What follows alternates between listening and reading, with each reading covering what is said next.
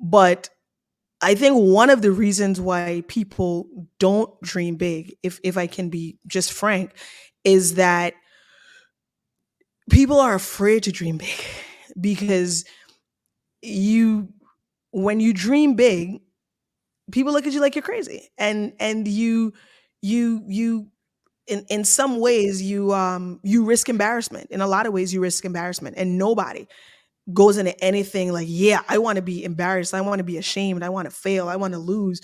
Like, people, I Is that believe a something lot. that you've ever experienced? Like, I Well, mean, well, yeah. I So when I was in sixth grade, grade six, depending on how you say class six, we used to say.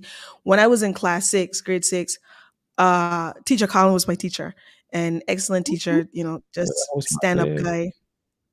What you say? I don't have a massive. I'm not in your house, but you know, Oh my God. Let's not even get go a to house that not host joke. nonsense. But yeah, teacher Colin was my teacher. And I remember he had us go around the class and he was asking everyone, what do you want to be when you get older? And when he came to me, now those times I used to go to Houston to visit my aunt Callan and my brother Olaidi. And Mhm. so when he asked what you want to be, when I would be in Houston, I would be looking at Emerald on the Food Network. Anybody that knows Emerald, he'd be cooking on TV and he'd be talking and doing all that. And I wanted to be like Emerald. I wanted to be a chef, and I would imagine myself, even when I would be home cooking, I'd imagine myself speaking to a studio audience. So I had looked all of this up, and Mhm. well, not looked it up. There wasn't internet, but I had asked enough questions, right? And Mhm. so when he came to me in the class, he was like, I was like, well, everyone said what they want to do, and of course there were a lot of conventional answers, and when he came to me, I said, well, I'm going to be a chef, and I'll be attending the New York School of Culinary Arts, and I felt smart saying that, I felt big saying that, and and everybody laughed. Like, not the whole class, but most of the class laughed. And I felt very stupid.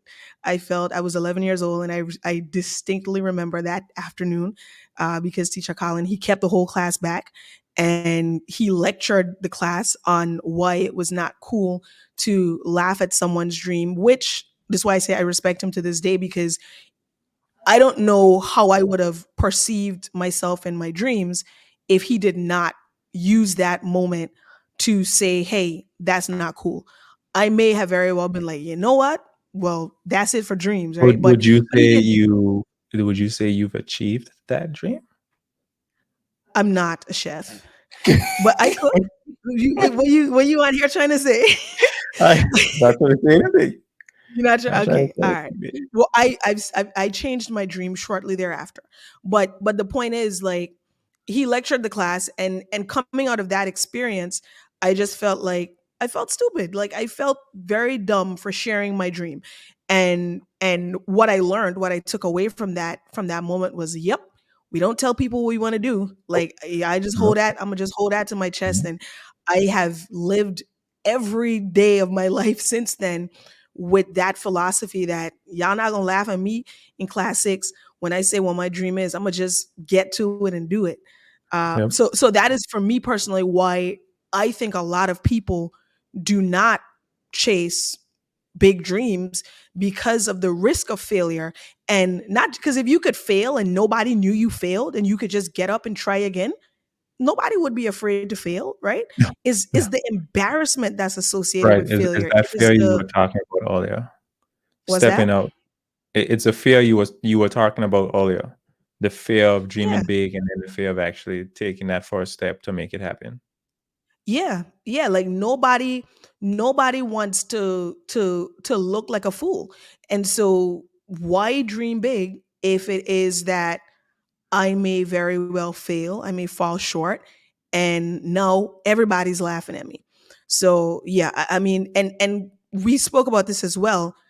I think the downside of the fact that not only people don't dream big because they fear failure, the flip side of that is that there are a lot of people who have big dreams deep within them, and who want to go after those dreams, but because, and maybe they're subtly doing it, but because they are afraid of failure, they are afraid to share those dreams. And so they're missing out on the opportunity to be a part of a community of people who also share those dreams, to connect with people. Mhm. So for me, because I'm holding my stuff tight to my chest, I may miss an opportunity to talk to someone who does have a big dream, who maybe needs someone to say, "Yo, you got that." And so yeah, I think that is the downside of holding on to your dream, but that's one of the reasons why people don't dream big, because they don't want to look stupid. They don't want to get laughed at by their peers, like I got laughed at in class 6. But it's all good. And like, granted, those weren't conversations I was having when I was younger. I Mhm. now understand like how detrimental that is. Just not hearing that, because for you not sharing your dream, and what that does for other people is, you someone misses out on an opportunity to do something really good to change their lives, just because that's how it works. Like, you tell your story, you inspire someone else, and it's like a domino effect. Yeah, yeah, yeah. So everyone is kind of playing small Right. because they're afraid of falling if they get too big. And you Yeah. have to be in a safe space. You have to feel like you're in a safe space. You got to find your tribe or your community, uh, people who also share that vision, or who have dreams of their own, right? And that are constantly pursuing them. Yeah. Because a lot of people will very much try to steer you to black and white. So when you have a colorful dream, when you have a big dream, people people are going to attempt to